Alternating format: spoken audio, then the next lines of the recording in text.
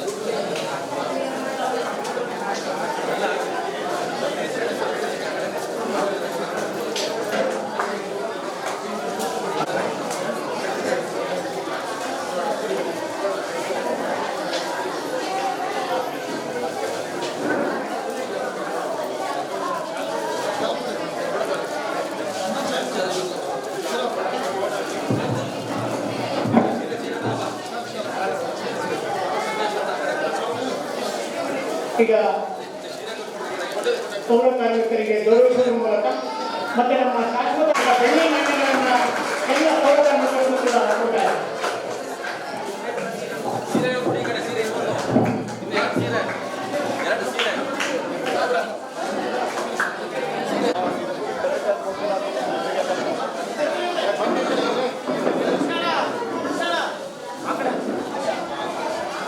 Sir ಇಲ್ಲಿ ನೋಡಿ sir.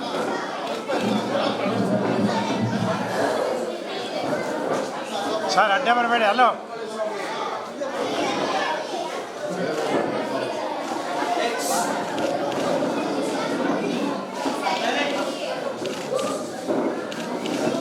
ಅಣ್ಣ, ಈಗ ಮಕ್ಳು ಕೂರ್ಸೋಣ ಅಣ್ಣ.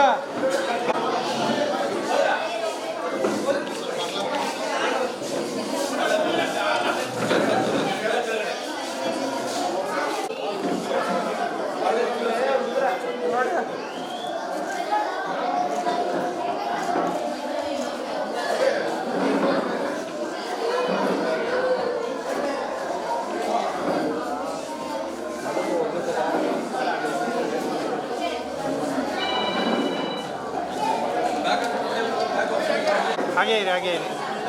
ಅಮ್ಮ ಇಲ್ಲಿ ನೋಡಿಮ್ಮ, ಇಲ್ಲಿ ನೋಡಿಮ್ಮ ಸರ್. ಒಂದು ಸೆಕೆಂಡ್ ಬ್ಯಾಗ್ ಕೆಳಗಿಡಿ. ಇಲ್ಲಿ ನೋಡಿಮ್ಮ, ಇಲ್ಲಿ ನೋಡಿಮ್ಮ.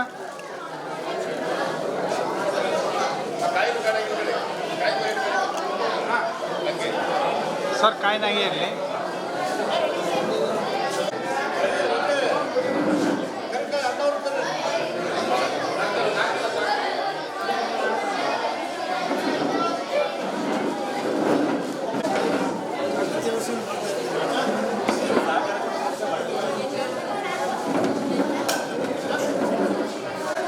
ಹಾಗೇ ಇರಿ, ಹಾಗೇ ಇರಿ.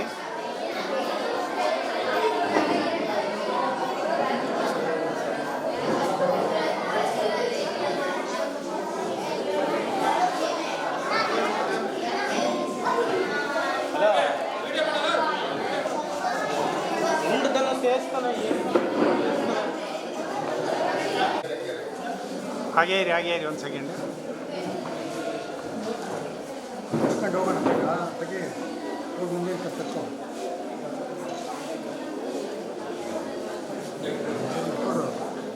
ಫೋಟೋ ತೆಗಿತೀರಾ?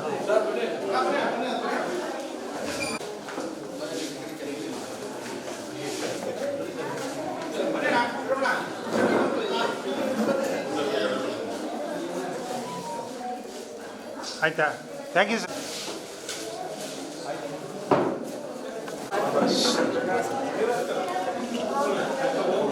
ವೇದಿಕೆ ಬಂದಿರತಕ್ಕಂತಹ ಎಲ್ಲ ಗಣ್ಯಮಾನ್ಯರಿಗೆ ಹಾಗೂ ಸನ್ಮಾನಿತರಿಗೆ, ವಿದ್ಯಾರ್ಥಿನಿಯರಿಗೆ, ಬೋಧಕ ವರ್ಗದವರಿಗೆ 78ನೇ ಸ್ವತಂತ್ರೋತ್ಸವದ ಶುಭಾಶಯಗಳನ್ನು ತಿಳಿಸಲಿಕ್ಕೆ ಆಶಿಸುತ್ತೇನೆ. 78 ವರ್ಷಗಳ ಕಾಲ ನಾವು ಈಗ ಮುನ್ನಡೆದು ಬಂದಿದ್ದೇವೆ. ಸಮಾರಂಭದ ಅಧ್ಯಕ್ಷತೆಯನ್ನು ವಹಿಸಿರ್ತಕ್ಕಂತಹ ಡೆಪ್ಟಿ ಕಮಿಷನರ್ CS ಸೋಮಶೇಖರ್ ಅವರೇ, ಚಿತ್ರಕಲಾ ಪ್ರದರ್ಶನಕ್ಕೆ ಚಾಲನೆ ನೀಡಿದಂಥ ಪ್ರೊಫೆಸರ್ ಅರವಿಂದ ಪನಗತಿ ಅವರೇ, ಈಗಾಗಲೇ ತಿಳಿದಿದೆ ಮೈಸೂರು ಇಡೀ ದೇಶದಲ್ಲೇ 3ನೇ ಸ್ವಚ್ಛ ನಗರ ಅಂತ ಕೀರ್ತಿಗೆ ಭಾಜನವಾಗಿದೆ.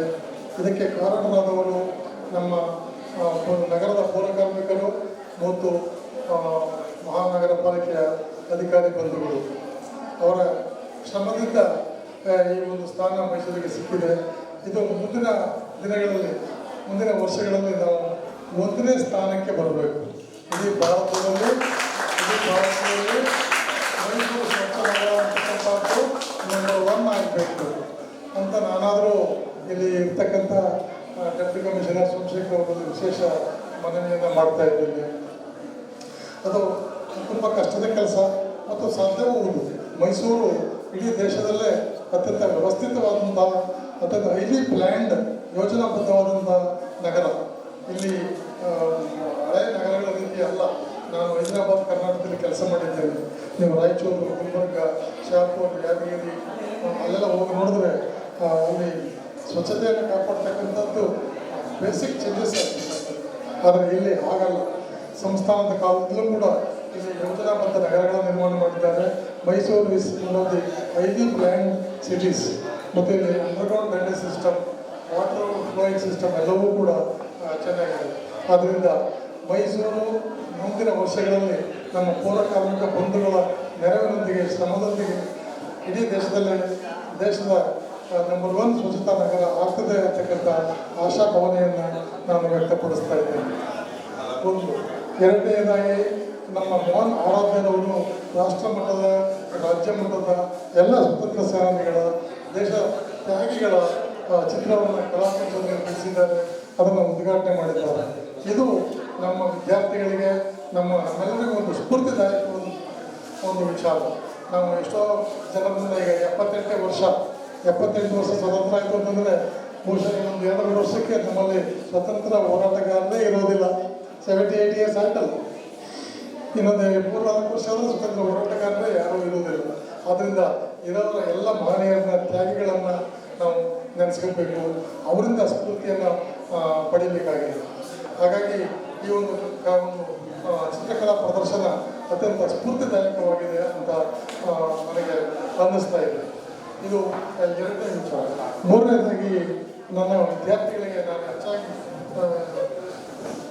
ಪ್ರೀತಿಪಾತ್ರವಾದಂಥ ವಿಷಯ ಅಂತಂದರೆ ವಿದ್ಯಾರ್ಥಿನಿಯರೇ ಹಾಗೂ ಬೋಧಕ ಸಿಬ್ಬಂದಿ ವರ್ಗದವರ ವಿದ್ಯಾರ್ಥಿ ಭಾರತ ಅತ್ಯಂತ ದಾಪುಗಾಲಿನಲ್ಲಿ ವೇಗವಾಗಿ ಪ್ರಗತಿಯನ್ನು ಹೊಂದ್ತಾ ಇದೆ. ಇದಕ್ಕೆ ಯಾವುದೇ ಸರ್ಕಾರ ಇರಲಿ, ನನಗೆ ರಾಷ್ಟ್ರ ಹೇಳಿದೆ, ಯಾವುದೇ ಸರ್ಕಾರ ಇರಲಿ, ನಮ್ಮಲ್ಲಿ ಯೋಜನಾಬದ್ಧ ಬೆಳವಣಿಗೆ, ಆರ್ಥಿಕ ಅಭಿವೃದ್ಧಿ ಆಗ್ತಾ ಇದೆ. ಡಿಜಿಟಲೀಕರಣ, digital India, make in India, ಅನೇಕ ಸ್ಟಾರ್ಟಪ್ ಇಂಡಿಯಾ, ಸ್ಟ್ಯಾಂಡಪ್ ಇಂಡಿಯಾ, ಅನೇಕ ಹೊಸ ಕಾರ್ಯಕ್ರಮಗಳನ್ನು ಜನರಿಗೆ ಕಲ್ಯಾಣ ಕಾರ್ಯಕ್ರಮಗಳನ್ನು ಮಾಡ್ತಕ್ಕಂಥ, ಉದ್ಯೋಗಗಳನ್ನು ಸೃಷ್ಟಿ ಮಾಡ್ತಕ್ಕಂಥ ಕೆಲಸ ಕಾರ್ಯಗಳು ಸರ್ಕಾರಗಳಿಂದ ನಡೀತಾ ಇದೆ.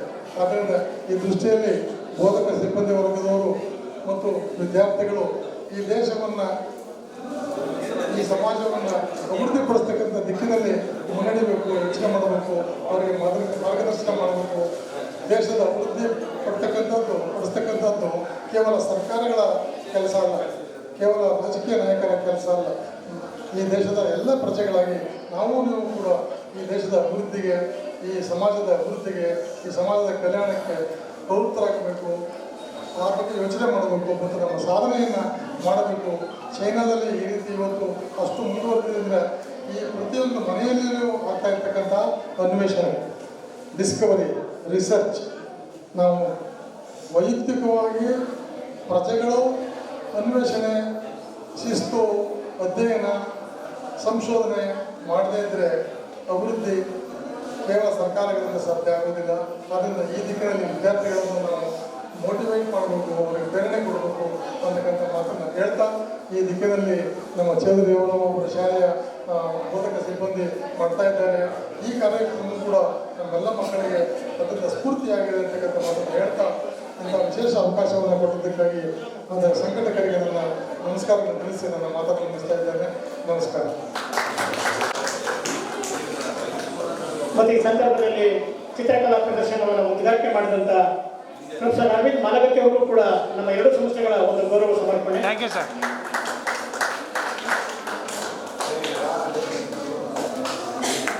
ಈ ಕಾರ್ಯಕ್ರಮದಲ್ಲಿ ಮುಖ್ಯ ಅತಿಥಿಗಳಾಗಿ ನಮ್ಮ ಜೊತೆಗಿರುವಂಥವರು ಈ ನಾಡುನುಡಿಯ ಬಗ್ಗೆ ಅಪಾರವಾದ ಚಿಂತನೆಯನ್ನು ಉಳ್ಳಂಥ ಸಂಸ್ಕೃತಿ ಪೋಷಕರಾಗಿರುವಂಥ ಡಾಕ್ಟರ್ ಕೆ ರಘುರಾಮ್ ವಾಜಪೇಯಿ ಅವರು ಕಾರ್ಯಕ್ರಮವನ್ನು ಕುರಿತು ಒಂದೆರಡು ಮಾತನಾಡ್ತಾ ಸರ್.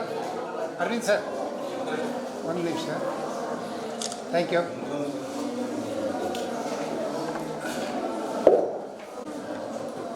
ಇನ್ನು 5 ದಿವಸ ಸ್ವಾತಂತ್ರ್ಯ ದಿನಾಚರಣೆಗೆ ಸಮಯ ಇರುವಂಥದ್ದು. ಅದಕ್ಕೆ ಪೂರ್ವಭಾವಿಯಾಗಿ ಮುನ್ನ 5 ದಿವಸಗಳ ಮುಂಚೆ ನಾವೆಲ್ಲ ಸ್ವಾತಂತ್ರ್ಯ ದಿನವನ್ನು ಅರ್ಥಪೂರ್ಣವಾಗಿ ಆಚರಿಸಬೇಕು ಅಂತ ಹೇಳಿ ಏನು ನಮ್ಮ ಕನ್ನಡ ಸಾಹಿತ್ಯ ಕಲಾಕೂಟದವರು ಹಾಗೆ ಕರ್ನಾಟಕ ರಾಜ್ಯ ಹಿಂದುಳಿದ ವರ್ಗಗಳ ಜಾಗೃತಿ ವೇದಿಕೆಯವರು ಬಹಳ ಅರ್ಥವತ್ತವಾಗಿ ಮಾಡಬೇಕು ಅಂತ ಹೇಳಿ ಇವತ್ತು ನಿಮ್ಮನ್ನೆಲ್ಲ ಬರಮಾಡ್ಕೊಂಡಿದ್ದಾರೆ. ನಿಮ್ಮೆಲ್ರಿಗೂ ನನ್ನ ಸಾದರ ಗೌರವಗಳನ್ನ ಅರ್ಪಿಸ್ತಾ, ಜೊತೆಗೆ ಆಯೋಜಕರಿಗೂ ನಾನು ಅಭಿನಂದನೆಗಳನ್ನ ತಿಳಿಸ್ತಾ, ಸ್ವಾತಂತ್ರ್ಯ ದಿನೋತ್ಸವದ ಶುಭ ಆಶಯಗಳನ್ನ ಹೇಳ್ತಾ, ಇವತ್ತು ಇಲ್ಲಿ ನಮ್ಮ ಮಧ್ಯೆ ಇರುವಂಥವರು ಮಹೋಪಾಧ್ಯಾಯ, ಪ್ರೊಫೆಸರ್ಗಳಿಗೆ ಪ್ರೊಫೆಸರ್ ಅವರು, ವೈಸ್ ಚಾನ್ಸಲರ್ಗಳಿಗೆ ಚಾನ್ಸಲರ್ ರೀತಿ ನಮಗೆಲ್ಲ ನಮ್ಮ ಮೈಸೂರಿಗೆ ಅಂತಹ ಪ್ರೊಫೆಸರ್ ಅರವಿಂದ್ ಮಾಲಗತ್ತಿ ಸಾಹೇಬರಿಗೆ ನಾನು ಸಾದರ ಗೌರವಗಳನ್ನ ಅರ್ಪಿಸ್ತೆ. ಹಾಗೆ ಇವತ್ತು ಅಧ್ಯಕ್ಷತೆ ವಹಿಸಿರುವಂಥವರು ಬಹಳ ದಕ್ಷ ಹಾಗೂ ಸಂಸ್ಕೃತಿ ಸಂಪನ್ನ ಅಧಿಕಾರಿಗಳು ನಮ್ಮ GS ಸೋಮಶೇಖರ್ ಅವರು. ತುಂಬ ಚೆನ್ನಾಗಿ ಇವತ್ತಿನ ದಿವಸ ಏನು ನಗರಕ್ಕೆ ಸ್ವಚ್ಛತಾ ಒಂದು ಬಹುಮಾನ ಬಂದಿರುವಂಥದ್ದು ಇಂತಹ ದಕ್ಷ ಅಧಿಕಾರಿಗಳಿಗೆ ಅವರಿಗೆ ಅಭಿನಂದನೆಗಳನ್ನ ಹಾಗೆ ಗೌರವಗಳನ್ನ ಅರ್ಪಿಸ್ತಾ, ನಮ್ಮ ಏನು ಕನ್ನಡದ ಕಿಂಕರ ಅಂತಲೇ ನಾನು ಕರಿತೀನಿ ನಮ್ಮ ಚಂದ್ರಣ್ಣವ್ರಿಗೆ ನನ್ನ ಪ್ರೀತಿ ಚಂದ್ರಣ್ಣವರು, ಸಾಹಿತ್ಯ ಪರಿಷತ್ ಅಧ್ಯಕ್ಷರಾಗಿದ್ದಂಥವ್ರು, ಮತ್ತು ಎಲ್ಲ ಚಟುವಟಿಕೆಗಳಲ್ಲಿ ತೊಡಗಿಸಿರುವಂಥ ಚಂದ್ರಣ್ಣವ್ರಿಗೆ, ಹಾಗೆ ಶಿವರಾಮರು ಆಂದೋಲನದ ಒಂದು ರೀತಿ ಚಕ್ರವರ್ತಿ ಅಂತ ಹೇಳ್ಬೋದು ನಾವು. ಎಂತೆಂತಹ ಆಂದೋಲನಗಳನ್ನ ಸಾಮಾಜಿಕವಾಗಿ ಅನಿಷ್ಟ ಪದ್ಧತಿಗಳನ್ನ ತೊಲಗಿಸೋ ನಿಟ್ಟಿನಲ್ಲಿ ವೈಜ್ಞಾನಿಕ ಮನೋಭಾವ ಏನು ಸಂವಿಧಾನದಲ್ಲಿ ಹೇಳಿದೆ, ಸೈಂಟಿಫಿಕ್ ಟೆಂಪರ್ ಅನ್ನ ನಾವು ಅಳವಡಿಸ್ಬೇಕು ಅಂತ ಹೇಳಿ ಆ ಮನೋಭಾವ ಉಳ್ಳ ನಮ್ಮ ಶಿವರಾಮ್ಜಿಯವರಿಗೆ ಸಾದರ ಗೌರವಗಳು. ಹಾಗೆ ದಕ್ಷ ಅಧಿಕಾರಿಗಳು, ಬಹಳ ದೊಡ್ಡ ರಾಜ್ಯ ಮಟ್ಟದ ಅಧಿಕಾರಿಗಳಾಗಿದ್ದಂಥವ್ರು ನಮ್ಮ ಹೇಳೋರಂಡಿ ಸಿದ್ದಪ್ಪನವರು ಎಷ್ಟು ಚೆನ್ನಾಗಿ ಮಾತಾಡಿದ್ರು ನೋಡಿ ಅವರಿಗೆ, ಹಾಗೆ ಶ್ರೀ ಚೌಧರಿ ಅವರಿಗೆ, ಮತ್ತೆ ಖ್ಯಾತ ಉದ್ಯಮಿಗಳು ಶ್ರೀ ನಾಗೇಶ್ವರವ್ರಿಗೆ, ಶ್ರೀ ಮಾರಾರ್ ಅವ್ರಿಗೆ, ಹಾಗೆ ನಮ್ಮ ಇನ್ನು ರಮೇಶ್ ಜಿ ಒಬ್ರು ಕೆನರಾ ಬ್ಯಾಂಕ್ ಅಧಿಕಾರಿಗಳು ಬಂದಿದ್ದಾರೆ ಅವ್ರಿಗೆ, ಮತ್ತೆಲ್ಲ ನೆರೆದಿರುವಂಥವ್ರೆಲ್ಲರಿಗೂ ನನ್ನ ಸಾದರ ಗೌರವಗಳು. ಜೊತೆಗೆ ಮೋಹನ್ ಕುಮಾರ್ ಆರಾಧ್ಯರು ಬಹಳ ಸುಂದರವಾಗಿ ಚಿತ್ರಿಸಿದ್ದಾರೆ. ಪೂರ್ವ ಸೂರಿಗಳು, ಸ್ವಾತಂತ್ರ್ಯದ ಸೂರಿಗಳು ಎಲ್ಲ ಅವರೆಲ್ಲ, ಅಂತಹ ಆರಾಧ್ಯರವರಿಗೆ ಸಹಿತ ನಾನು ಗೌರವಗಳನ್ನ ಅರ್ಪಿಸ್ತೀನಿ. ಮೊದಲನೇದಾಗಿ ಚಿತ್ರಗಳು ನೋಡ್ತಾ ಇದ್ರೆ ನಿಜವಾಗ್ಲಿ ಈಗಾಗಲೇ ನಮ್ಮ ಏನು ಮಾಲ್ಗೀತ್ ಸಾಹೇಬ್ ಹೇಳಿದಾಗೆ ನಿಸ್ವಾರ್ಥವಾಗಿ ಕೆಲಸ ಮಾಡಿದಂಥವ್ರು. ನಾವು ಆ ಸ್ವಾತಂತ್ರ್ಯ ಕುಟುಂಬದಿಂದ ಬಂದಂಥವ್ರು, ತಂದೆ ತಾತ ಎಲ್ಲ ತ್ಯಾಗ, ನಮ್ಗೇನೂ ಬೇಡ ಅಂತ ಹೇಳಿ ಬಹಳ ಆಗಿನ ಕಾಲದ ಸ್ವಾತಂತ್ರ್ಯ ಹೋರಾಟಗಾರರಿಗೆ ಆಶ್ರಯ, ಅನ್ನ, ನೀರು, ವಸತಿ ನೀಡಿ ತ್ಯಾಗ ಮಾಡಿದಂಥವ್ರು. ಅವರ ಜಮೀನುಗಳನ್ನ ಅದಕ್ಕೋಸ್ಕರ ಕಳ್ಕೊಂಡಂಥವ್ರು ನಮ್ಮ ತಂದೆ ತಾತನವರೆಲ್ಲ. ಯಾವತ್ತು ತ್ಯಾಗ ಅಂತ ಹೇಳಿ ಅವತ್ತು ದಿವಸ ಆ ಮನೋಭಾವ ಇತ್ತು, ಯಾವುದೇ ಸ್ವಾರ್ಥ ಇರಲಿಲ್ಲ. ಆಮೇಲೆ ನಂತರ ಸ್ವಾತಂತ್ರ್ಯ ಬಂತು, ನೀವೆಲ್ಲ ಪಿಂಚಣಿ ತಗೊಳ್ಳಿ ಅಂತ ಹೇಳಿದ್ರು ಸಹಿತ ನಾವೆಲ್ಲ ಸ್ವಾತಂತ್ರ್ಯ ಹೋರಾಟ ಮಾಡಿದ್ದು ಪಿಂಚಣಿ ತಗೊಳಕಲ್ಲ, ನಾವು ತ್ಯಾಗ, ದೇಶಕ್ಕೆ ಸ್ವಾತಂತ್ರ್ಯ ಸಿಕ್ಲಿ ಅಂತ ಸಿಕ್ತು ಬಿಡಿ, ನಾವು ಏನು ಹೊಟ್ಟೆಪಾಡು ನಮ್ಮ ಪಾಡಿಗೆ ಆಗುತ್ತೆ ಅನ್ನೋ ಮನೋಭಾವ ಇದ್ದಂತಹ ಎಲ್ಲ ತ್ಯಾಗಿಗಳು ನಮ್ಮ ಮೈಸೂರಿನಲ್ಲೇ ನಾನು ಸ್ವತಃ ನೋಡಿದ್ದೀನಿ. ನಗರ ನಂಬೇನೂರು ಇರ್ಬೋದು, ಎಂ ಎನ್ ಜೋಯಿಸರು, ತಾತಯ್ಯನವರು ಅಂತ ಹೇಳಿ ಮಹಾತ್ಮ ಗಾಂಧಿಯವರು ಅವರನ್ನ ತಾತಯ್ಯ ಅಂತ ಕರೆದ್ರು. ಕಾಂಗ್ರೆಸ್ ಪ್ರಥಮ ಪ್ರೆಸಿಡೆಂಟ್ ಆಗಿದ್ದಂಥವ್ರು, ಅವರೆಲ್ಲ ತ್ಯಾಗಿಗಳು. ಅವರ ಶಿಷ್ಯರು ಇವರೆಲ್ಲ, ನಗರಂ ರಂಗಯ್ಯ ಇರ್ಬೋದು, ಎಂ ಎನ್ ಜೋಯಿಸರು, ಗೌರವ ರಾಮಚಂದ್ರ ಇವರೆಲ್ಲ ನಾನು ಸ್ವತಃ ನೋಡಿದಂಥದ್ದು ಇವ್ರನ್ನೆಲ್ಲ. ಅವರು ಸ್ವತಃ DC ಮನೆಗೆ ಅಪ್ಲಿಕೇಶನ್ ತೊಗೊಂಡ್ಬಂದು ನೀವು ಪಿಚಡಿ ತೊಗೊಳ್ಳಿ ಸರ್ ಸ್ವಾತಂತ್ರ್ಯದ್ದು ಅಂತ ಹೇಳಿದ್ರೆ ನೋ ಅಂತ ಹೇಳಿ ತಿರಸ್ಕರಿಸಿದಂಥವ್ರು ಅವರೆಲ್ಲ. ಇಲ್ಲ, ನಾವು ಅದಕ್ಕೋಸ್ಕರ ಹೋರಾಡಲಿಲ್ಲ ಅಂತ ಹೇಳಿ ಅಂತಹ ತ್ಯಾಗಿಗಳ ಚಿತ್ರಣ ನಮ್ಮ ಆರಾಧ್ಯರವರು ತುಂಬ ಸುಂದರವಾಗಿ ರಚಿಸಿದ್ದಾರೆ. ನೋಡಿ, ಚಿತ್ರ ಬರೆಯೋದ್ರಲ್ಲೂ ಈಗಾಗಲೇ ನಮ್ಮ ಪ್ರೊಫೆಸರ್ ಸಾಹೇಬ್ ಹೇಳಿದ್ರು, ನಿಜ. ಈಗ ರಾಮನೋ ಕೃಷ್ಣನೋ ರಾಮನ್ಗೆ ಒಂದು ಬಿಲ್ ಕೊಟ್ಬಿಟ್ಟು ಯಾವುದೋ ಒಂದು ಚಿತ್ರ ಬರ್ತಾರೆ ರಾಮ ಅಂತ ಹೇಳ್ಬಿಡ್ತೀರಿ, ಶಿವನ್ಗೆ ಒಂದು ಗಂಗೆ ಹಾಕ್ಬಿಟ್ಟು ಒಂದು ಚಂದ್ರ ಬರೆದ್ಬಿಟ್ರೆ ಅವ್ನು ಶಿವ ಅಂತ ಹೇಳ್ಬಿಡ್ತೀರಿ. ಆದ್ರೆ ಒಬ್ಬ ಭಗತ್ ಸಿಂಗ್ ಬರಿಬೇಕಾದ್ರೆ ಎಷ್ಟು ಕಷ್ಟ ಇದೆ. ಭಗತ್ ಸಿಂಗ್ ಅಂತ ನಾವು ಹೇಳಬೇಕಾದ್ರೆ ಸ್ವತಃ ಭಗತ್ ಸಿಂಗ್ ಚಿತ್ರಣ ಮಾಡ್ಬೇಕಾದ್ರೆ ಸುಲಭ ಅಲ್ಲ. ಅದಕ್ಕೆ ಬುದ್ಧಿ, ಹೃದಯ, ಕೈ, ಆ ಲೆಕ್ಕಣಿ ಎಲ್ಲ ಆ ಒಂದು ಕೌಶಲ್ಯ ನೈಪುಣ್ಯತೆ ಇದ್ರೆ ಮಾತ್ರ ಆ ಭಗತ್ ಸಿಂಗ್ ಅಲ್ಲಿ ಇಳಿತಾನೆ. ಇಲ್ದಿದ್ರೆ ಕಷ್ಟ, ಆಗದೇ ಇಲ್ಲ, ಸಾಧ್ಯವೇ ಇಲ್ಲ. ಅದು ನಮ್ಮ ಆರಾಧ್ಯ ನಂತರ ಅವರಿಗೆ ಸಿಕ್ಸಿರುವಂಥದ್ದು. ಯಾವುದೋ ದೇವ್ರುಗಳನ್ನ ಸುಲಭವಾಗಿ ಚಿತ್ರಿಸ್ಬಿಡ್ಬೋದು. ಒಂದು ಇಲಿ ಹಾಕ್ಬಿಟ್ಟು ಹೊಟ್ಟೆ ದಪ್ಪದ್ದು ಚಿತ್ರ ಬರ್ಬಿಟ್ಟು ಗಣೇಶ ಅಂತ ಹೇಳ್ಬಿಡ್ತೀರಿ, ಒಂದು ಸೊಳ್ಳೆ ಇಟ್ಬಿಟ್ರೆ. ಆದ್ರೆ ಒಬ್ಬ ಭಗತ್ ಸಿಂಗ್, ಒಬ್ಬ ನೇತಾಜಿನ ನಾವು ಚಿತ್ರಣ ಮಾಡ್ಬೇಕಾದ್ರೆ ನೀವು ಆ ಚಿತ್ರ ನೋಡಿ ಅವ್ರು ನೇತಾಜಿ ಇವರು ಭಗತ್ ಸಿಂಗ್ ಅಂತ ಹೇಳ್ಬೇಕಾದ್ರೆ ಎಷ್ಟು ಮಟ್ಟಿಗಲ್ಲಿ ಕೌಶಲ್ಯ ಇರಬೇಕು, ಬುದ್ಧಿ ಎಷ್ಟು ಮಟ್ಟಿಗಲ್ಲಿ ಕೆಲಸ ಮಾಡ್ಬೇಕಲ್ಲಿ, ಆ ಕೈಗಳು ಎಷ್ಟು ಮಟ್ಟಿಗೆ ಆ ಕುಸ್ರಿ ಕೆಲಸ ಅಂತ ಹೇಳ್ತಾರೆ ಅಷ್ಟು ಕೆಲಸ ಮಾಡಬೇಕು. ನಿಜವಾಗ್ಲೂ ಆರಾಧ್ಯರವ್ರಿಗೆ ಅಭಿನಂದನೆಗಳನ್ನ ನಾನು ತಿಳಿಸ್ದೆ. ಮತ್ತೆ ನಾವು ನಿಮ್ಮನ್ನು ನೋಡಿದ್ರೆ ಎಲ್ಲೋ ನಮ್ಮ ತಂದೆ ತಾಯಿನ ನೋಡ್ದಂಗೆ ಅನ್ನಿಸ್ತಾ ಇದೆ. ನಾವೆಲ್ಲ 1 ರಿಂದ 5 ವರ್ಷದವರೆಗೆ 1, 2 ಮಾಡಿದ್ರು ನಮಗೆ ಗೊತ್ತಾಗ್ತಿದ್ರೆ ಇಂತಹ ಮಗು ಹುಡುಗಾಗಿಂದ ಗರ್ಭಾವಸ್ಥೆಯಿಂದ ಹಿಡಿದು ಮುಂದೆ ಹುಡುಗರು 4, 5ನೇ ಕ್ಲಾಸ್ ತನಕ ನಾವೇನು ಸ್ವಚ್ಛ ಮಾಡ್ಕೋತಾ ಇದ್ವಾ? ಎಲ್ಲ ನಮ್ಮ ತಂದೆ ತಾಯಿ, ಪಾಪ ನಮ್ಮ ತಾಯಿನೇ ಎಲ್ಲ ಸ್ವಚ್ಛ ಮಾಡ್ತಿದ್ದದ್ದು. ಅಂಥದ್ರಲ್ಲಿ ನೀವು ಇಡೀ ನಗರವನ್ನ ಸ್ವಚ್ಛವಾಗಿ, ಪಾಪ ಯಾವ ಸ್ವಾರ್ಥವಿಲ್ಲದೆ ಏನೋ ಕೊಡೋ ಒಂದು ಕಡಿಮೆ ಸಂಬಳದಲ್ಲಿ ಒಂದು ಆ ಸ್ವಚ್ಛತಾ ಕೆಲಸ ಇಡೀ ನಗರಕ್ಕೆ ಒಂದು ಮಗುಗೆ ಹೇಗೆ ಮಾಡ್ತೀರಿ ಹಾಗೆ ನಗರಕ್ಕೆ ನೀವು ಮಾಡುವಂಥವ್ರಿಗೆ ನಿಜವಾಗ್ಲೂ ನನಗೆ ಅದೇ ಅನ್ಸುತ್ತೆ. ನಮ್ಮ ತಂದೆ ತಾಯಿನೇ ನಿಮ್ಮಲ್ಲಿ ನಾನು ಕಾಣ್ತಾ ಇದ್ದೀನಿ. ನೀವು ಆ ನಗರಕ್ಕೆ ಅಥವಾ ಸ್ವಚ್ಛತೆ ಒಂದು ಬಹುಮಾನ ಬರೋಕ್ಕೆ ನೀವೇ ಕಾರಣ. ನೀವು ಸ್ವಚ್ಛವಾಗಿ ಅದನ್ನ ಹೇಗೆ ಮಗುವನ್ನ ನೋಡ್ಕೊಳ್ಳೋ ರೀತಿ ನಗರವನ್ನ ನೋಡ್ಕೊಳ್ತಾ ಇದ್ದೀರಿ. ನಿಜವಾಗ್ಲೂ ನಿಮಗೆ ನಾನು ಖಂಡಿತ ಅಭಿನಂದನೆಗಳನ್ನ ಸಲ್ಲಿಸ್ತೀನಿ. ಮತ್ತೆ ಮಕ್ಕಳು ಯಾರ್ಯಾರು ಮುಂದಿನ ಪ್ರಜೆಗಳು, ನೀವು ಯಾರ್ಯಾರು ಮೇಡಮ್ ಕ್ಯೂರಿ ಇದ್ದೀರೋ, ಯಾರ್ಯಾರು ಅಬ್ದುಲ್ ಕಲಾಂ ಇದ್ದೀರೋ ಹೇಳಕ್ಕಾಗಲ್ಲ. ಅಂತಹ ವಿಜ್ಞಾನಿಗಳಿರ್ಬೋದು, ನೀವೆಲ್ಲ ಎಂತೆಂಥವ್ರು ಇದ್ದೀರೋ, ಮುಂದೆ ಏನೇನಾಗ್ತಿರೋ ಯಾರು ಗೊತ್ತು. ಅದರಿಂದ ನಿಮ್ಮ ಆ ವಿದ್ಯಾರ್ಥಿ ದೆಸೆಯಲ್ಲಿ ಒಂದು 20-21 ವರ್ಷದ ತನಕ ತುಂಬ ಜತನದಿಂದ ನಿಮ್ಮ ಅಧ್ಯಯನ ಮಾಡಿ, ವಿದ್ಯಾಭ್ಯಾಸ ಮಾಡಿ, ಮುಂದೆ ಇನ್ನು 80 ವರ್ಷ ನೀವು ಸುಪ್ಪಾಗಿರ್ಬೋದು. ಈ 20 ವರ್ಷದಲ್ಲಿ ನೀವೇನಾದ್ರು ಸ್ವಲ್ಪ ಎಡವಟ್ ಮಾಡಿಕೊಂಡು ಸಹವಾಸ ವರ್ಷದಿಂದ ಈ ಇವತ್ತಿನ ಕಾಲದ ಈ ಮೊಬೈಲ್ ಇದಿರ್ಬೋದು, ಇರ್ಲಿ, ಜ್ಞಾನಕ್ಕಾಗಿ ಉಪಯೋಗಿಸಿ. ಆದ್ರೆ ಗೀಳಾಗಿ ಅದನ್ನ ಭಾವಿಸದೆ ಒಳ್ಳೆ ರೀತಿಯಲ್ಲಿ ಅದನ್ನ ಸದುಪಯೋಗ ಪಡಿಸ್ಕೊಂಡ್ರೆ ನೀವು ಎಂತಹ ಸತ್ಪ್ರಜೆಗಳಾಗಬೇಕು. ಅದನ್ನೇ ಗಾಂಧೀಜಿ ಕಂಡಂತಹ ಕನಸು. ನೀವೆಲ್ಲ ಸತ್ಪ್ರಜೆಗಳಾಗಬೇಕು, ಸತ್ಪ್ರಜೆಗಳಾಗಬೇಕು. ಸ್ವರಾಜ್ಯ ಅನ್ನೋದು ಆಗ್ಲೇ ಅದಕ್ಕೊಂದು ಅರ್ಥ ಬರುತ್ತೆ. ಅಂತಹ ಸುಪ್ರಜೆಗಳನ್ನ ರೂಪಿಸುವಂತ ಒಂದು ಶಿಕ್ಷಣ ಎಲ್ಲರೂ ವ್ಯವಸ್ಥೆ ಬರಬೇಕು ಅಂತ ಹೇಳಿ ಗಾಂಧೀಜಿ ಕನಸ್ಕೊಂಡಂಥದ್ದು. ಜೊತೆಗೆ ಏನು ಅಸ್ಪೃಶ್ಯತೆ ಇರ್ಬೋದು, ಇಂತಹ ದಲಿತರಿಗೆ ಒಂದು ರೀತಿ ನಾವು ಸಹಾಯ ಮಾಡೋ ನಿಟ್ಟಿನಲ್ಲಿ ಆ ಸಂವಿಧಾನವನ್ನು ಏನು ಬಾಬಾ ಸಾಹೇಬರು ಕೊಟ್ಟಿದ್ದಾರೆ, ಅದ್ಭುತವಾದ ಒಂದು ಸಂವಿಧಾನ. ಎಲ್ಲರೂ ಸಮಾನ ಅಂತ ಹೇಳಿ ಸಮಾಜ ನಿರ್ಮಾಣ ಮಾಡಬೇಕು ಅಂತ ಆಶಯ ಹೊತ್ತು ಏನು ಬಾಬಾ ಸಾಹೇಬರು ಕೊಟ್ಟಿದ್ದಾರೋ ಆ ಸಂವಿಧಾನ ನಿಜವಾದ ಅರ್ಥದಲ್ಲಿ ಸರಿಯಾಗಿ ಅದನ್ನ ನಾವು ಅಳವಡಿಸಿಕೊಂಡ್ರೆ ಆ ಸಮಾಜ ಬರುತ್ತದೆ. ಹೇಗೆ ವಿದೇಶಗಳು ಡೆವಲಪ್ಡ್ ನೇಷನ್ ಅಂತ ಕರಿತೀವಿ ನಾವು, ಅಭಿವೃದ್ಧಿ ಹೊಂದಿದ ರಾಷ್ಟ್ರಗಳು, ಅದೆಲ್ಲ ಸಮಾಜ ನಿರ್ಮಾಣ ಆಗಿರುವಂಥದ್ದು. ನಮ್ಮ ಭಾರತನೂ ಹಾಗಾಗ್ಬೇಕಾದ್ರೆ ಸಮಾಜ ಆಗ್ಬೇಕಾದ್ರೆ ನಾವು ಅದನ್ನು ಅರಿತುಕೊಂಡು ನೀವು ಮಕ್ಕಳುಗಳು ಆ ನಿಟ್ಟಿನಲ್ಲಿ ಮುಂದುವರಿಬೇಕು. ದಯಮಾಡಿ ನಿಮ್ಮ ಶಿಕ್ಷಣ ಒಂದು 20 ವರ್ಷದ ತನಕ ಯಾವುದೇ ಪ್ರಲೋಭನೆಗಳಿಗೆ, ದುಶ್ಚಟಗಳಿಗೆ, ಸಹವಾಸ ದೋಷಗಳಿಗೆ ಒಳಗಾಗದೆ ತಪಸ್ಸಿನ ರೀತಿ 20 ವರ್ಷ ನೀವು ಅದನ್ನ ಅಧ್ಯಯನ ಮಾಡಿದ್ರೆ, ಅಭ್ಯಾಸ ಮಾಡಿದ್ರೆ ಒಳ್ಳೆ ಸತ್ಪ್ರಜೆಗಳಾಗ್ತೀರಿ ಅಂತ ನಾನು ಈ ಸಂದರ್ಭದಲ್ಲಿ ನಿಮಗೆ ತಿಳುವಳಿಕೆ ಹೇಳಿ ಬಯಸ್ತೀನಿ. ಈ ಒಂದು ಒಳ್ಳೆ ಉತ್ತಮವಾದ ಕಾರ್ಯ ಇವತ್ತು ಮಾಡಿದ್ದಾರೆ, ತಮಗೆಲ್ಲ ಒಂದು ಸನ್ಮಾನ ಮಾಡಿರುವಂಥದ್ದು. ಈ ರೀತಿ ಸಮಾಜ ಬೆಳೆದ್ರೆ ಅದು ನಿಜವಾಗಿ ಬಾಬಾ ಸಾಹೇಬ್ರ ಅಥವಾ ಗಾಂಧೀಜಿಯ ಒಂದು ಆಶಯಗಳಿಗೆ ಕಾರಣವಾಗುತ್ತೆ. ಅಂತಹ ಸಮಾಜ ನಿರ್ಮಾಣ ಆಗಲಿ ಅಂತ ನಾವು ಸಹಿತ ಸದಾ ಆಸೆ ಇಟ್ಕೊಳ್ತೀವಿ. ನಾವು ಆ ರೀತಿ ಏನು ಸ್ವಾತಂತ್ರ್ಯ ಹೋರಾಟಗಳು ಅದಕ್ಕೋಸ್ಕರ ಅವರೆಲ್ಲ ಅವರ ಜೀವನವನ್ನೇ ತ್ಯಾಗ ಮಾಡಿದಂಥವ್ರು. ಅಂಥವ್ರ ಆಶಯ ಈಡೇರಲಿ ಅಂತ ಹೇಳ್ತಾ ಮತ್ತೊಮ್ಮೆ ತಮ್ಮೆಲ್ಲರಿಗೂ ಸ್ವಾತಂತ್ರ್ಯ ಶುಭಾಶಯಗಳು. ನಮಸ್ಕಾರ. ಸಮರ್ಪಿಸಬೇಕು ಅಂತ ಪ್ರಾರ್ಥನೆ ಮಾಡ್ತೀನಿ.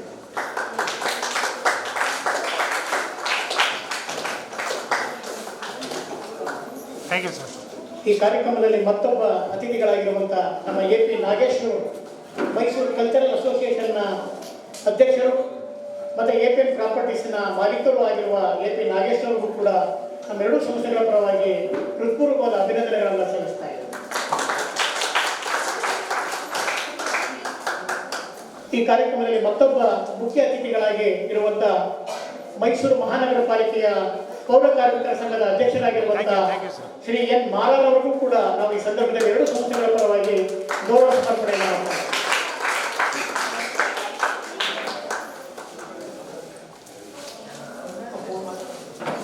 ಈ ಕಾರ್ಯಕ್ರಮದ ಕೇಂದ್ರ ಬಿಂದುವಾಗಿರುವಂತಹ ಚಿತ್ರಕಲಾವಿದರು ಮತ್ತು ಶಿಕ್ಷಕರು ಆಗಿರುವಂತಹ ಮೋಹನ್ ಕುಮಾರ್ ಆರಾಧ್ಯರವರಿಗೂ ಕೂಡ ನಾವು ಗೌರವ ಸಮರ್ಪಣೆಯನ್ನು ಮಾಡ್ತಾ ಇದ್ದೇವೆ.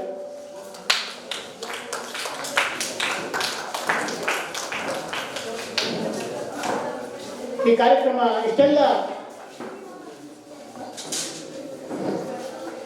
ಈ ಕಾರ್ಯಕ್ರಮಕ್ಕೆ ಹೆಚ್ಚಿನ ರೀತಿಯಲ್ಲಿ ಎಲ್ಲ ರೀತಿಯಲ್ಲೂ ಕೂಡ ಅವಕಾಶವನ್ನು ಮಾಡಿಕೊಟ್ಟಂತ ಶಾಶ್ವತ ಸೇವಾ ಸ್ಕೂಲಿನ ಕಾರ್ಯದರ್ಶಿಗಳಾಗಿರುವಂತಹ MR ಚೌಧರಿರವರು ದಯಮಾಡಿ ವೇದಿಕೆಗೆ ಆಗಮಿಸಬೇಕು, ನಮ್ಮೆಲ್ಲರ ಗೌರವವನ್ನು ಸ್ವೀಕರಿಸಬೇಕು.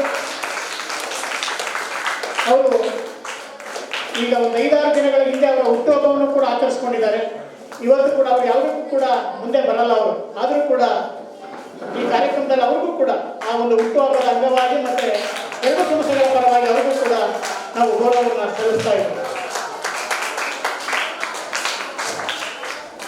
ಬಂಧುಗಳೇ, ಈ ಕಾರ್ಯಕ್ರಮದಲ್ಲಿ ಶಾಶ್ವತ ಸೇವಾ ಶಾಲೆಯ ಮಕ್ಕಳು ಹೆಚ್ಚಿನ ರೀತಿಯಲ್ಲಿ ಆಗಮಿಸಿದ್ರಿ. ಆ ಮಕ್ಕಳ ಒಬ್ಬರ ಅನಿಸಿಕೆಯನ್ನ ಈ ಕಾರ್ಯಕ್ರಮಕ್ಕೆ ತಿಳಿಸ್ಕೊಡ್ಬೇಕು. ವೇದಿಕೆ ಮೇಲೆ ಆಗಮಿಸಿರುವ ಎಲ್ಲ ಗಣ್ಯ ವ್ಯಕ್ತಿಗಳು ನನ್ನ ತುಂಬು ಹೃದಯದ ಸ್ವಾಗತ. ಇವತ್ತಿನ ವಿಶೇಷ ದಿನ ಏನೆಂದರೆ ಸ್ವಾತಂತ್ರ್ಯ ಹೋರಾಟಗಾರರ ಚಿತ್ರಕಲಾ ಪ್ರದರ್ಶನ ಹಾಗೂ ಪೌರ ಕಾರ್ಮಿಕರೊಂದಿಗೆ 78ನೇ ಸ್ವಾತಂತ್ರ್ಯ ದಿನಾಚರಣೆ ಆಚರಿಸುತ್ತಿರುವುದು ನಮಗೆ ಬಹಳ ಹೆಮ್ಮೆಯ ವಿಶೇಷವಾಗಿದೆ. ನಾವು ಈಗ ಮೈಸೂರಿಗೆ ಸ್ವಚ್ಛ ನಗರಿ ಎಂದು ಇದು ಬಂದಿದೆ. ಅದಕ್ಕೆಲ್ಲ ಕಾರಣ ಆಗಿರುವ ಇವರಿಗೆ ಎಲ್ಲರಿಗೂ ಧನ್ಯವಾದಗಳು. ಹಾಗೂ ನಾನು ಇದು ಫಸ್ಟ್ ಟೈಮ್ ಬಂದಿದ್ದು, ತುಂಬ ಚೆನ್ನಾಗಿದೆ ಕಲಾಮಂದಿರಕ್ಕೆ ಬಂದಿದ್ದು. ಇಲ್ಲೆಲ್ಲ ವಿಶೇಷಗಳೆಲ್ಲ ನೋಡಿದ್ದು ತುಂಬ ಬಹಳ ಸಂತೋಷ ತಂದಿದೆ. ಎಲ್ಲರಿಗೂ ಧನ್ಯವಾದಗಳು. ನಮಸ್ಕಾರ. ಮೈಸೂರು ಮೇಡಮ್ ಈ ಕಡೆ ಬನ್ನಿ. ಇವತ್ತೇನು ಪೌರ ಕಾರ್ಮಿಕರನ್ನ ಗುರುತಿಸಿ ಇವತ್ತು ಇದೊಂದು ಸನ್ಮಾನ ಮಾಡಿದ್ರು, ಅದಕ್ಕೆ ನಮಗೆಲ್ಲ ತುಂಬ ಖುಷಿ ಆಗ್ತಿದೆ, ಸಂತೋಷ ಆಗ್ತಿದೆ. ಇಡೀ ನಮ್ಮ ಕರ್ನಾಟಕದಲ್ಲಿ ಎಷ್ಟು ಜನ ಪೌರ ಕಾರ್ಮಿಕರಿದ್ದಾರೋ ಅವ್ರಿಗೆಲ್ಲ ಈ ಗೌರವ ಸಲ್ಲಿಸಬೇಕಂತ ನಾನು ಬೇಡಿಕೆಯಲ್ಲಿ ಕೇಳ್ತಾ ಇದ್ದೀನಿ. ನಮ್ಮಂಗೆ ಶ್ರಮಪಟ್ಟವರು ಎಷ್ಟೋ ಜನ ಇದ್ದಾರೆ, ಅವ್ರಿಗೂ ಈ ಗೌರವ ಸಲ್ಲಿಸಬೇಕು. ಎಲ್ಲ ಕಡೆನೂ ಇದು ನಡಿಬೇಕು. ನಾವು ಪೌರ ಕಾರ್ಮಿಕರು ಒಂದು ಮನುಷ್ಯರು ಅನ್ನೋದು ಗುರುತಿಸಿ ನಮ್ಮನ್ನು ಒಂದು ಸ್ಥಾನಮಾನಕ್ಕೆ ತರಬೇಕು ಅನ್ನೋದೇ ನಮ್ಮ ಆಸೆ. ಯಾರು ಕೀಳಾಗಿ ನೋಡಬೇಡ್ರಿ. ಪೌರ ಕಾರ್ಮಿಕರು ಅಂದರೆ ಏನು, ಇದೊಂದು ಕಾರ್ಯಕ್ರಮ ಏನಕ್ಕೆ ಮಾಡ್ತಾ ಇದ್ದೀರಾ, ನಾವು ಅನ್ನೋದು ಏನು ಅಂತ ತಿಳಿಸ್ಕೊಡಕ್ಕೆ ಇದೊಂದು ಮಾಡ್ತಾ ಇದ್ದೀರಾ. ಕೆಲವ್ರು ಇರ್ತಾರೆ ನಮ್ಮನ್ನು ಒಂಥರ ನೋಡೋದು, ಕಸ ಮುಡ್ತಾರೆ, ಅದು ಮುಡ್ತಾರೆ, ಇದು ಮುಡ್ತಾರೆ ಅಂತ ಒಂಥರ ಕೇಳುವಾಗ ಮಾತಾಡೋದು. ಅದನ್ನೆಲ್ಲ ಮಾತಾಡಬೇಡ್ರಿ, ನಮ್ಮನ್ನು ಕೇಳುವಾಗ ಮಾತಾಡಬೇಡ್ರಿ, ನೋಡಬೇಡ್ರಿ ಅನ್ನೋದೇ ನನ್ನ ಆಸೆ. ಈ ಒಂದು ಸನ್ಮಾನ ಏನು ನಮಗೆ ಮಾಡ್ತಾ ಇದ್ದೀರೋ ಇದು ಕರ್ನಾಟಕದಲ್ಲಿ ಎಲ್ಲೆಲ್ಲಿ ಪೌರ ಕಾರ್ಮಿಕರಿದ್ದಾರೋ ಅವ್ರಿಗೆಲ್ಲರಿಗೂ ಈ ಗೌರವ ಸಲ್ಲಿಸ್ಬೇಕು ಅನ್ನೋದೇ ಇದೊಂದು ಕಾರ್ಯಕ್ರಮ ಮಾಡಿ ಎಲ್ಲರಿಗೂ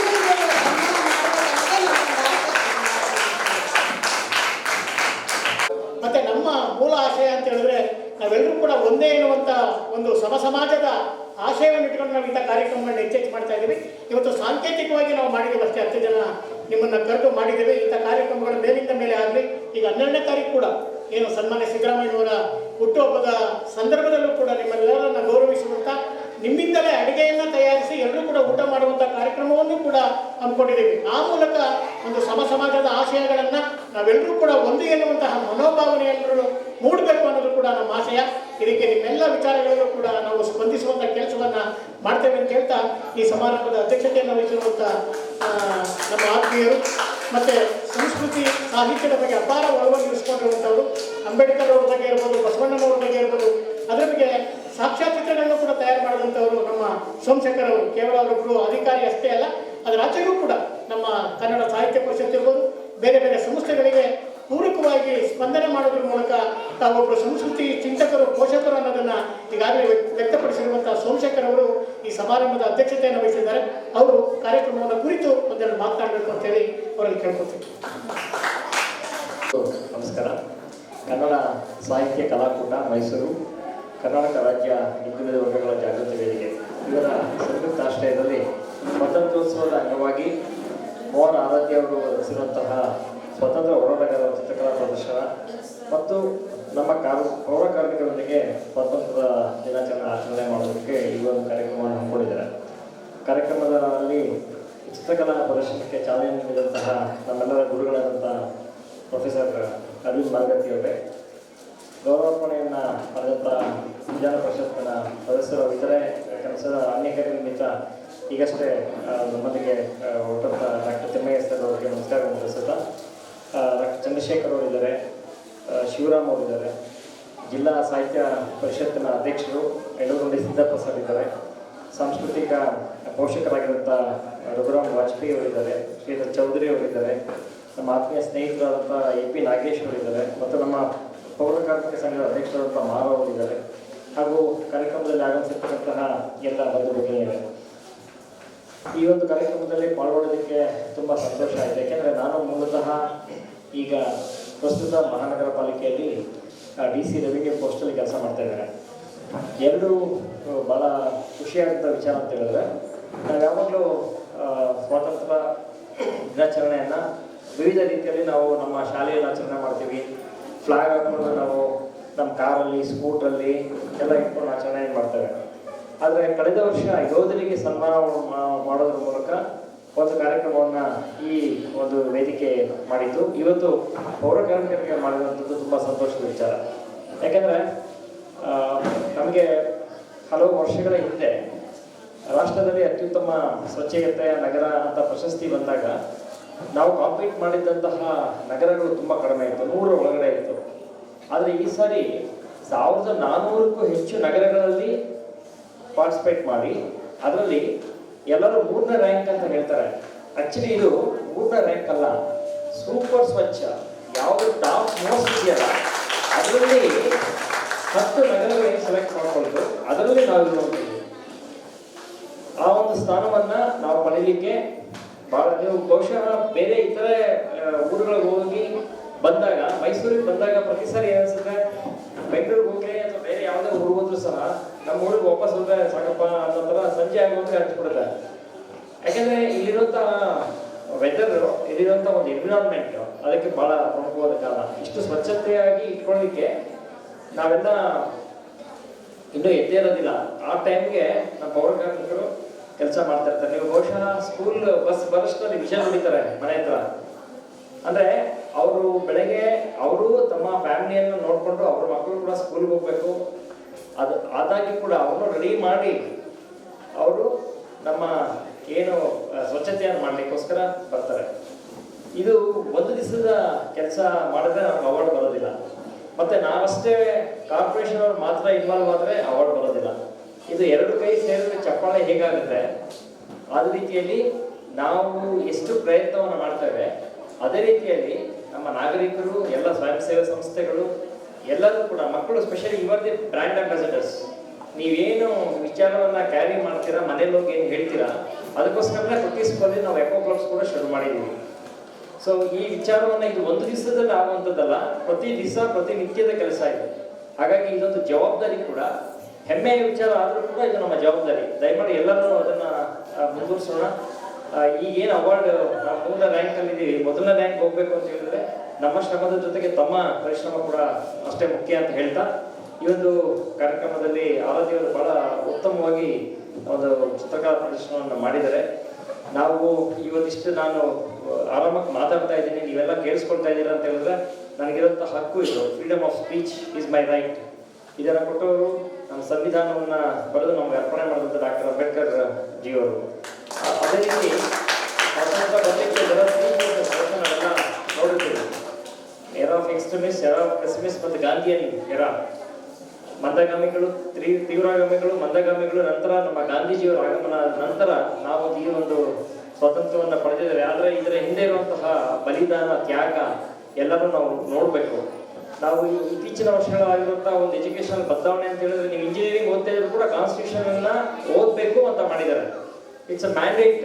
ಯಾಕೆ ಅಂತ ಹೇಳಿದ್ರೆ, ನಾವು ಆಸ್ ಅ ಸಿಟಿಸನ್ ನಾವು ಇಲ್ಲಿ ಇದ್ದೀವಿ ಅಂತ ಹೇಳಿದ್ರೆ ನಮಗಿರುವಂಥ ಜವಾಬ್ದಾರಿ ಏನು, ನಮಗಿರೋ ಹಕ್ಕು ಏನು ಅಂತ ತಿಳ್ಕೊಳ್ಳೋದಕ್ಕೋಸ್ಕರವಾಗಿ ಮಾಡಿದ್ದಾರೆ. ಇದನ್ನ ನಾವು ಬರೀ ಒಂದು ದಿವಸದ ಮಕ್ಕಳಿಗೆ ಮಾತ್ರ ಸ್ವಾತಂತ್ರ್ಯ ದಿನಾಚರಣೆ ಮಾಡುವಂಥದ್ದಲ್ಲ, ಪ್ರತಿ ದಿವಸ ನಮ್ಮ ಜವಾಬ್ದಾರಿಯನ್ನು ಹಂಚ್ಕೊಳ್ಳೋಣ. ಮೈಸೂರನ್ನು ಇನ್ನೂ ಸ್ವಚ್ಛತೆಯ ಕಡೆಗೆ ಕರ್ಕೊಂಡು ಹೋಗೋದ್ರೆ ಎಲ್ಲರೂ ಕೂಡ ಪ್ರಯತ್ನವನ್ನು ಮಾಡೋಣ ಅಂತ ಹೇಳ್ತಾ, ಮಾತಾಡಲಿಕ್ಕೆ ಅವಕಾಶ ಮಾಡಿಕೊಟ್ಟ ಎಲ್ಲರಿಗೂ ಧನ್ಯವಾದ ಹೇಳಿ ಮಾತನಾಡುತ್ತೇನೆ.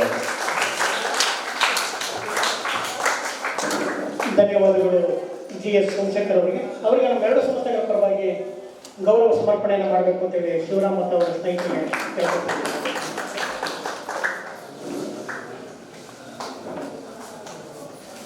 ಸರ್ ಇಲ್ಲಿ ನೋಡಿ. ಈ ಕಾರ್ಯಕ್ರಮದಲ್ಲಿ ಥ್ಯಾಂಕ್ ಯು ಸರ್.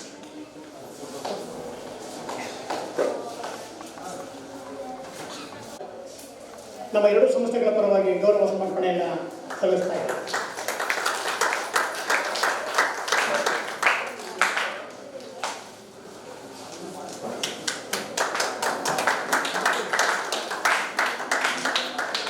ಬಂಧುಗಳೇ, ಸರ್ ಬುಕ್ ಸರ್ ಈ ಒಂದು ಸರಳ ಸುಂದರ ಕಾರ್ಯಕ್ರಮದಲ್ಲಿ ತಾವೆಲ್ಲರೂ ಕೂಡ ಭಾಗವಹಿಸಿ ಈ ಕಾರ್ಯಕ್ರಮಗಳನ್ನ Thank you. ಬಹಳ ಅಚ್ಚುಕಟ್ಟಾಗಿ ನಡೆಸ್ಕೊಟ್ಟಿದೆ. ಎಲ್ಲರ ಪರವಾಗಿ ಒಂದು ಗೌರವ ಸಮರ್ಪಣೆಯನ್ನ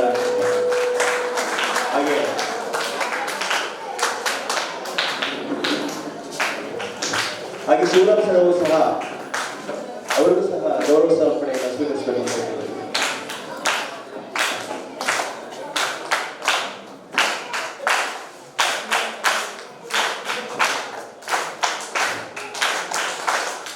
ಥ್ಯಾಂಕ್ ಯು ಸರ್. ಕರ್ನಾಟಕ ರಾಜ್ಯ ಹಿಂದುಳಿದ ವರ್ಗದ ಜಾಗೃತ ವೇದಿಕೆಯ ಅಧ್ಯಕ್ಷರಾಗಿರುವಂತಹ ಶಿವರಾಮ್ ಸರ್ ಅವರು ಅವರಿಗೆ ಎಲ್ಲರ ಪರವಾಗಿ ಗೌರವ ಸಮರ್ಪಣೆಯನ್ನು ಮಾಡ್ತಾ ಇದ್ದೀವಿ.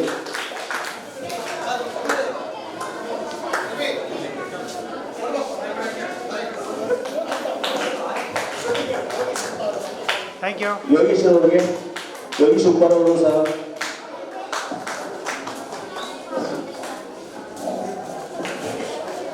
ರಮೇಶ್ ಸರ್, ರವಿನಂದನ್, ರಮೇಶ್ ಸರ್,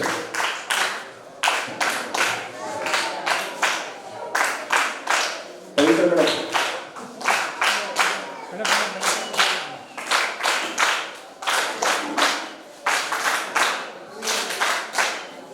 ಶಾಸನ ಶಾಲೆಯ ಶಿಕ್ಷಕರು ಸಹ ಬಂದು ಸ್ವೀಕರಿಸಿದರು. ರಮೇಶ್ ತಾಯಿಯವರು, ಹಾಂ ಆಯ್ತು ಸರ್.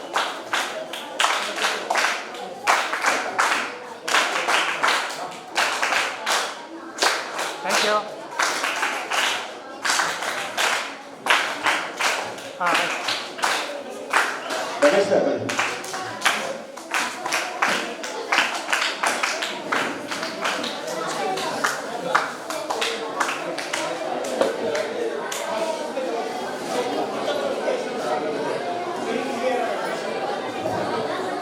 ಹಿರಿಯರಾದಂತಹ ರಮೇಶ್ ಅವರು ಸಹ, ರಮೇಶ್ ಅವರು ಮುಂದೆ ಬರಬೇಕು.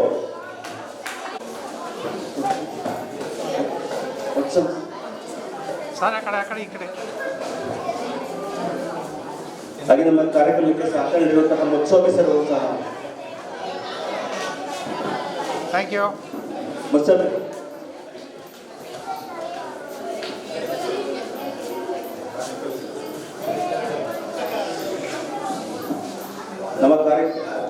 ನಮ್ಮ ಈ ಒಂದು ಸ್ವಾತಂತ್ರ್ಯ ಹೋರಾಟಗಳ ಚಿತ್ರಕಲಾ ಪ್ರದರ್ಶನ ಉದ್ಘಾಟನೆ ಮಾಡಿದಂತಹ ಪ್ರೊಫೆಸರ್ ಅರವಿಂದ ಮಾನಗತ್ತಿ ಸರ್ ಅವರಿಗೆ ವೈಯಕ್ತಿಕವಾಗಿ ಧನ್ಯವಾದಗಳನ್ನು ಅರ್ಪಿಸ್ತೇನೆ.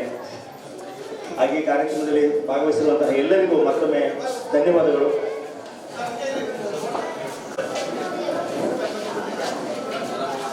ಹಾಗೆ ರೀ, ಮಧ್ಯೆ ಬರಬೇಡಿ.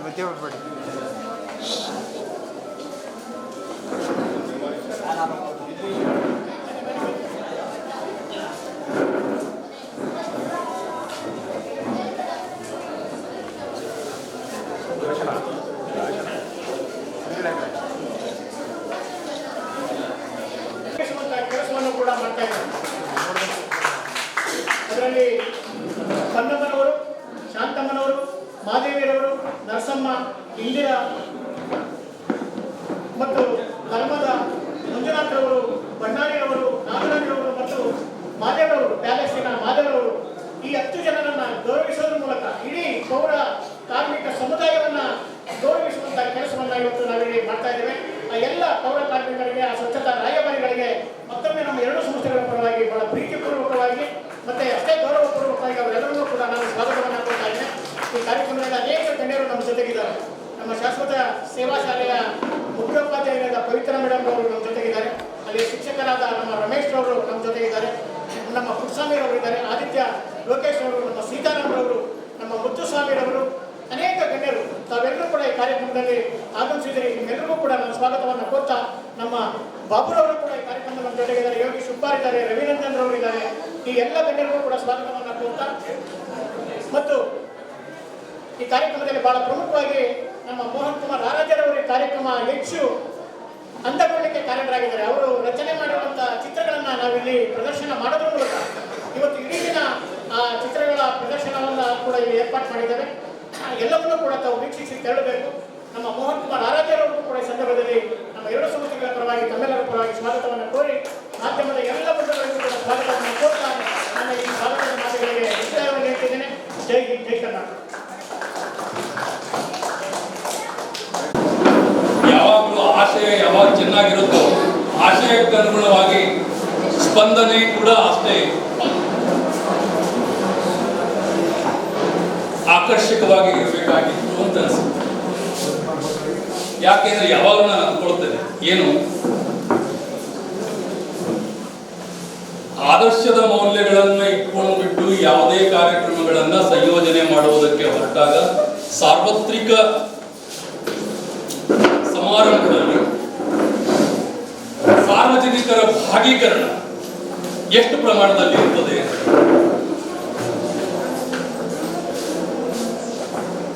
15 ಆಗಸ್ಟ್ ನಿಜವಾಗಿಯೂ ಜೀವಮಾನದ ಒಂದು ಕೊಡುಗೆ ಕೊಟ್ಟು ಹೋರಾಟಗಾರರು ಮಾಡಿಕೊಂಡಿದ್ದಾರೆ.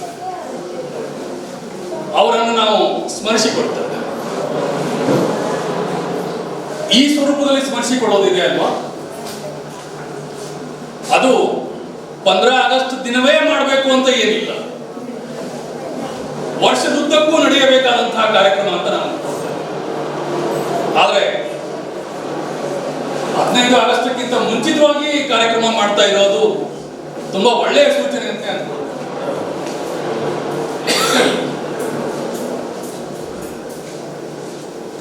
ಸ್ವಾತಂತ್ರ್ಯದ ಬಗ್ಗೆ, ದೇಶದ ಬಗ್ಗೆ, ದೇಶದ ರಾಜಕಾರಣದ ಬಗ್ಗೆ ಸಾಕಷ್ಟು ಬಿಸಿ ಬಿಸಿಯಾದ ಚರ್ಚೆಗಳು ನಡೀತಾ ಇರ್ತವೆ. ಆದರೆ ಸ್ವಾತಂತ್ರ್ಯ ಪೂರ್ವದ ಮತ್ತು ಸ್ವಾತಂತ್ರ್ಯೋತ್ತರದ ಈ ನಡುವಿನ ಘಟ್ಟ ಇದೆ ಅಲ್ವಾ, ಅದು ನಮ್ಮ ಜೀವನ ವಿಧಾನವನ್ನು ತೀರ್ಮಾನ ಮಾಡಿದ ಘಟ್ಟ. ನಾವು ಹೇಗಿರಬೇಕು, ಹೇಗೆ ಬದುಕಬೇಕು ಅನ್ನುವಂತಹದ್ದನ್ನು ನಿರ್ಧಾರ ಮಾಡಿದಂತಹ ಕಾಲಘಟ್ಟ. ಅದಕ್ಕೋಸ್ಕರವಾಗಿ ಹೋರಾಟ ಮಾಡಿದಂಥವರು, ತಮ್ಮನ್ನು ತಾವು ಸಮರ್ಪಿಸಿಕೊಂಡಂಥವರು ಸಾಕಷ್ಟು ಜನರಿದ್ದಾರೆ. ಗಾಂಧೀಜಿಯವರಿದ್ದಾರೆ, ನೆಹರು ಅವರಿದ್ದಾರೆ, ಅಂಬೇಡ್ಕರ್ ಅವರಿದ್ದಾರೆ, ಲಾಲ್ ಬಹದ್ದೂರ್ ಶಾಸ್ತ್ರಿ ಇದ್ದಾರೆ. ಉಕ್ಕಿನ ಮನುಷ್ಯರು ಅಂತ ಹೇಳಿಬಿಟ್ಟು ವಲ್ಲಭಾಯಿ ಪಟೇಲರಿದ್ದಾರೆ, ಭಗತ್ ಸಿಂಗ್ ಇದ್ದಾರೆ, ಲಾಲ್ ಬಾಲ್ ಪಾಲ್ ಅನ್ನುವ ತ್ರಿಮೂರ್ತಿಗಳಿದ್ದಾರೆ.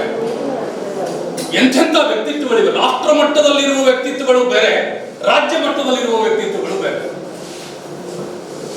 ರಾಜ್ಯ ಮಟ್ಟದಲ್ಲಿರುವಂತಹ ವ್ಯಕ್ತಿತ್ವಗಳನ್ನು ಕೂಡ ನಾವು ಅಷ್ಟೇ ಶ್ರದ್ಧೆಯಿಂದ ಸ್ಮರಿಸಿಕೊಳ್ಳುವ ಅಗತ್ಯ ಇದೆ. ಇದು ಒಳ್ಳೆಯ ಕಾರ್ಯಕ್ರಮ ಅಂತ, ಆದರ್ಶಯುತ ಕಾರ್ಯಕ್ರಮ ಅಂತ ಯಾಕೆ ಅನಿಸಿದ್ದು ಅಂತಂದ್ರೆ, ಇವತ್ತಿನ ಈ ಚಿತ್ರದ ಪ್ರದರ್ಶನದಲ್ಲಿ ರಾಜ್ಯ ಮಟ್ಟದ ಚಿತ್ರಗಳೂ ಇವೆ ಮತ್ತು ರಾಷ್ಟ್ರ ಮಟ್ಟದ ಚಿತ್ರಗಳು ಸೇರಿಕೊಂಡಿವೆ. ಆಲೂರು ವೆಂಕಟರಾಯರಂತವರ ಚಿತ್ರಗಳಿವೆ. ಇದಲ್ಲದೆ ರಾಣಿ ಅಬ್ಬಕ್ಕ, ಆಮೇಲೆ ಕಿತ್ತೂರು ಚೆನ್ನಮ್ಮ, ಸಂಗೊಳ್ಳಿ ರಾಯಣ್ಣ ಇಂಥವರೆಲ್ಲ ಈ ಪುಸ್ತಕಗಳನ್ನು ನೋಡಿದೆ ನಾನು. ಮೋಹನ್ ಕುಮಾರ್ ಅವರು ಬಿಡಿಸಿದಂತಹ 70ಕ್ಕೂ ಮಿಕ್ಕ ಚಿತ್ರಗಳು ಇದರಲ್ಲಿದ್ದಾವೆ.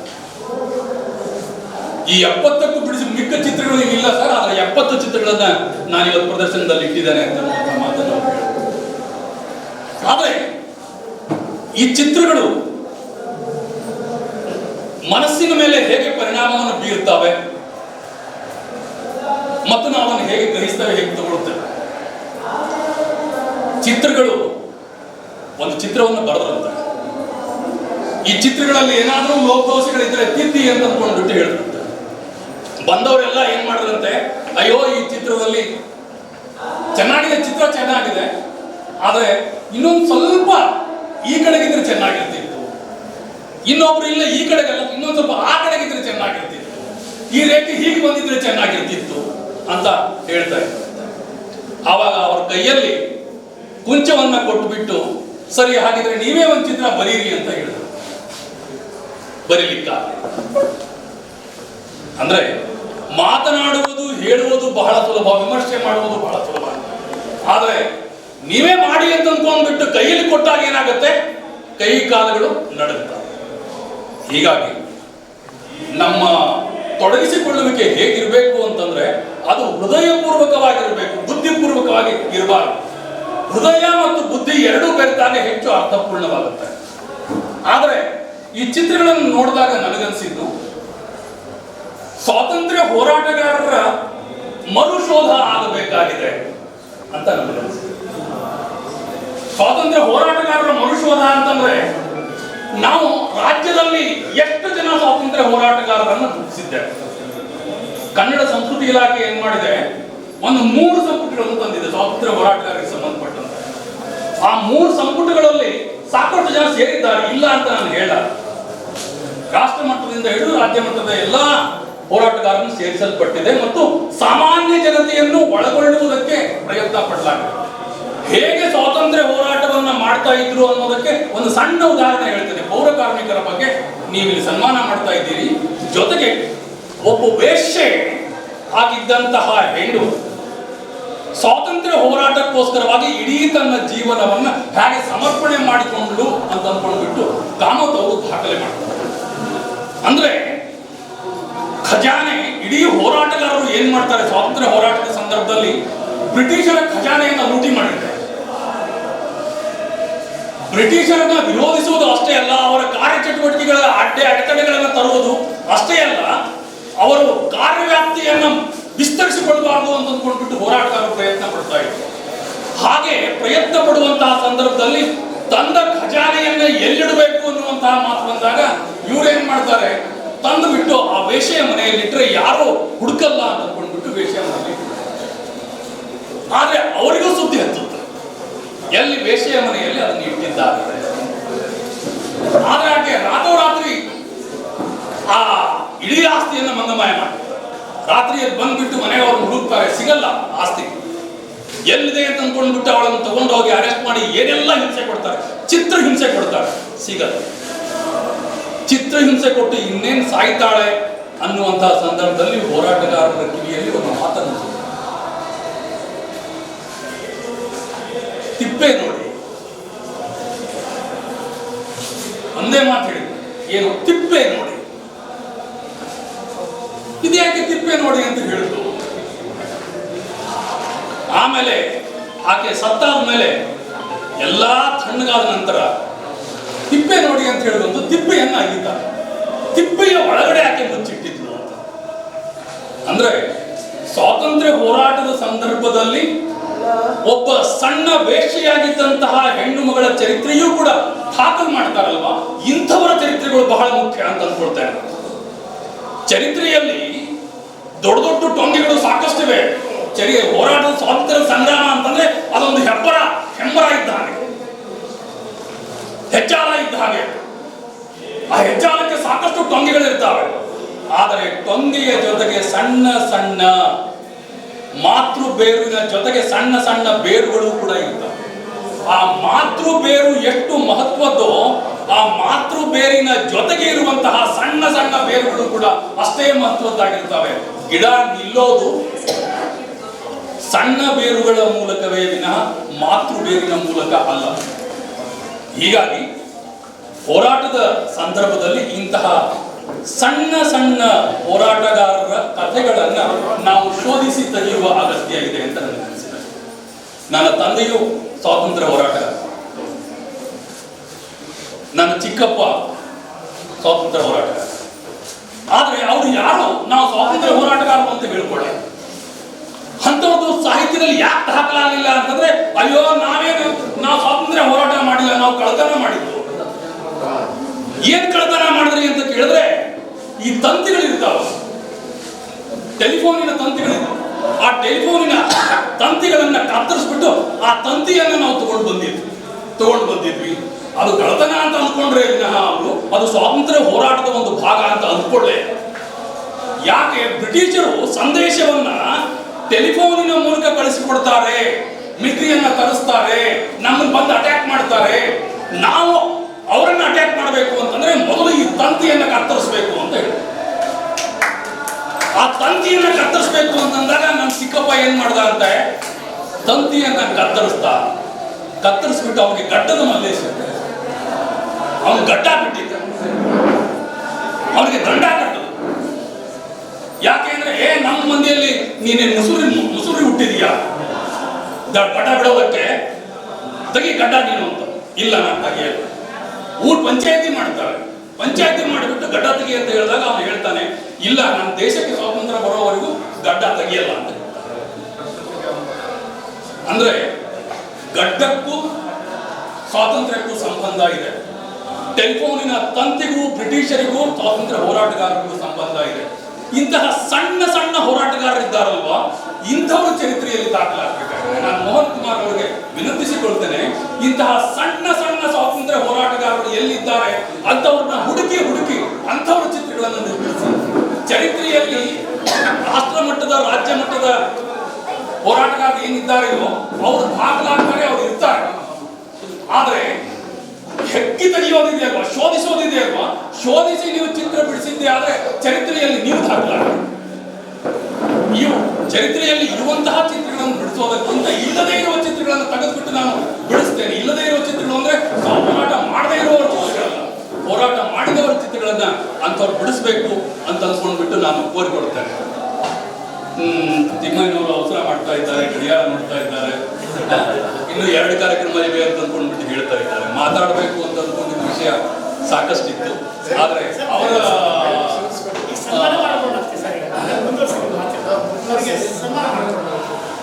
ಇಲ್ಲ, ಮತ್ತೆ 2ನೇ ಕಂತಲ್ಲಿ ನಾನು ಮಾತನಾಡಲಿಕ್ಕೆ ಮಾತು ತುಂಬಾ ಒಳ್ಳೆಯ ಆಲೋಚನೆ. ಒಂದು ಮಾತನ್ನು, ಪೌರ ಕಾರ್ಮಿಕರಿಗೆ ಪಾದ ಪೂಜೆಯನ್ನ ಮಾಡಿ ನಮಸ್ಕಾರ ಮಾಡಿದ್ರೆ ಸಾಕು, ಅದರಿಂದ ಎಳ್ಳು ಕಾಳಷ್ಟು ಪ್ರಯೋಜನಕ್ಕೆ. ನಿಜವಾಗಿಯೂ ಪೌರ ಕಾರ್ಮಿಕರ ಬಗ್ಗೆ ಸರ್ಕಾರಕ್ಕೆ ಅಥವಾ ಕೇಂದ್ರ ಸರ್ಕಾರಕ್ಕೆ ಗೌರವ ಇರುವುದೇ ಆದರೆ, ಅದು ರಾಜ್ಯ ಸರ್ಕಾರ ಇರಲಿ ಕೇಂದ್ರ ಸರ್ಕಾರ ಇರಲಿ, ಗೌರವ ಇರೋದೇ ಆದರೆ ಅವರಿಗೆ ಅತ್ಯುತ್ತಮವಾದ ಸಂಬಳವನ್ನು ಕೊಡಿ ಸಾಕು. ಈ ಹಿಂದೆ ಹೇಳಿದೆ, ಅವರಿಗೆ ಕ್ಲಾಸ್ 1 ಆಫೀಸರ್ಗೆ ಸಂಬಳ ಎಷ್ಟಿರ್ತದೆಯೋ ಅಷ್ಟು ಸಂಬಳ ಕೊಡುವ ಅಗತ್ಯ ಇದೆ. ನಿಮಗೆ ಅಷ್ಟು ಕೊಡ್ಲಿಲ್ಲ ಅಂತಂದ್ರೂ ಪರವಾಗಿಲ್ಲ, ಕ್ಲಾಸ್ 2 ಆಫೀಸರ್ ಎಷ್ಟು ಸಂಬಳ ಕೊಡ್ತೀರೋ ಆ ಸಂಬಳವನ್ನು ಅವರಿಗೆ ಕೊಡಿ. ಹಾಗೆ ಕೊಟ್ಟಾಗ ಏನಾಗುತ್ತೆ, ಅವರಿಗೆ ಸ್ಥಾನ ಮಾನ ಎಲ್ಲವೂ ದಕ್ಕುತ್ತೆ. ಯಾವುದು ಕೆಲಸವನ್ನ ಮಾಡೋದಕ್ಕೆ ಜನ ಹಿಂಜರಿತಾರೆಯೋ ಅಂತಹ ಕೆಲಸವನ್ನ ನೀವು ಏನ್ ಮಾಡಬೇಕು, ಅತ್ಯುನ್ನತವಾದಂತಹ ಸ್ಥಾನದಲ್ಲಿಟ್ಟು ನೋಡಿದ್ದೇ ಆದರೆ ಅದು ಅವರಿಗೂ ಗೌರವ, ಸಮಾಜಕ್ಕೂ ಗೌರವ, ಆ ದೇಶಕ್ಕೂ ಗೌರವ ಸಿಗುತ್ತೆ. ಪಾದ ಪೂಜೆ ಮಾಡೋದ್ರಿಂದ ಗೌರವ ಸಿಕ್ಕೋದಿಲ್ಲ. ಅವರಿಗೆ ಆರ್ಥಿಕವಾಗಿ ಬೆನ್ನು ಮೂಳೆಯಾಗಿ ನಿಂತುಕೊಳ್ಳುವ ಅಗತ್ಯ ಇದೆ ಅಂತ ಹೇಳ್ತಾ ನನ್ನ ಮಾತನ್ನು ಮುಗಿಸ್ತೇನೆ. ನಮಸ್ಕಾರ. ಇವತ್ತೇನು ಸನ್ಮಾನಕ್ಕೆ ಒಳಗಾಗ್ತಾ ಇದ್ದಾರೆ 10 ಜನ ಪೌರ ಕಾರ್ಮಿಕರು, ಅವರಿಗೂ ಕೂಡ ನಾನು ಶುಭವನ್ನ ಹಾರೈಸ್ತಾ ನನ್ನ ಮಾತನ್ನು ಮುಗಿಸ್ತೇನೆ.